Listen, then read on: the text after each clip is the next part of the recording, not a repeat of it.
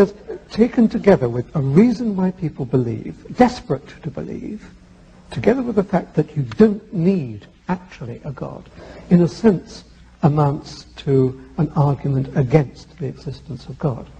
Well, I guess I don't see that. I mean, why doesn't that commit the genetic fallacy of trying to say that by explaining how a belief originates, you thereby show the belief to be false?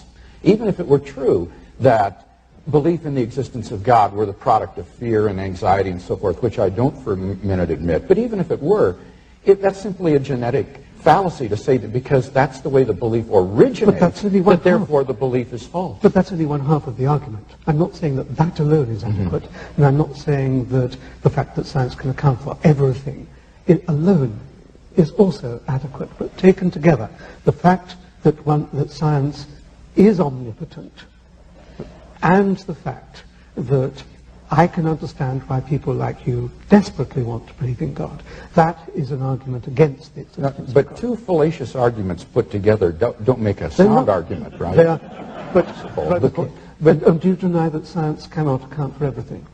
Yes, I do deny that science So what can't it account for?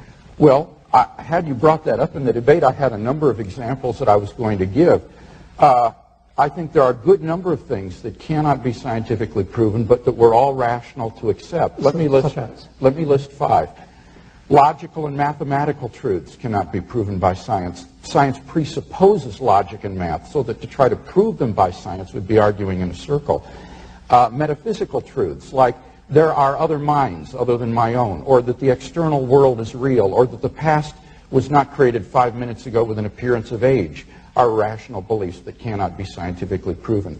Ethical beliefs about statements of value are not accessible by the scientific method. You can't show by science whether the Nazi scientists in the camps did anything evil as opposed to the scientists in Western democracies. Aesthetic judgments, number 4, cannot be accessed by the scientific method because the beautiful, like the good, cannot be scientifically proven.